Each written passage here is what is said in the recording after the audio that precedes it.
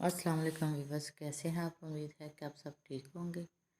सबसे पहले मैं आपको वेलकम करती हूँ अपने ज़ैनब बुटीक ब्यूटी केयर के चैनल पे। तो जनाब, ये जो है मैं आपको आज दिखा रही हूँ।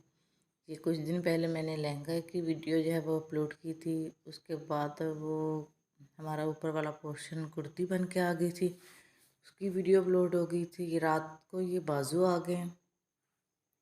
तो आज मैंने सोचा कि आपको इसके बाजू की भी जो है ना वो वीडियो दिखा दी जाए, क्योंकि ये वैसे भी बहुत हैवी किस्म का लहंगा था, तो इसको काफ़ी दिन लग गए हैं बनने में।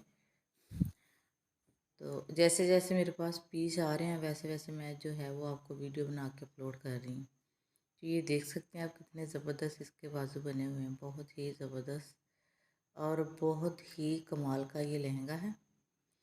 तो कैसी लगती है आपको मेरी वीडियो, ये आपने मुझे कमेंट सेक्शन में बताना है। अगर अच्छी लग रही है तो लाइक करें, मेरे चैनल को सब्सक्राइब लाजमी करें, बेल आइकन को क्लिक कर लें ताकि जैसे ही कोई भी वीडियो अपलोड हो तो फौरी आपको नोटिफिकेशन मिल जाए। तो मुझे अब दें इजाज़त, इंशाल्लाह फिर मिलेंगे किसी दूसरी वीडियो में। खुश रहें और खुश रहने दें। अल्लाह हाफिज़।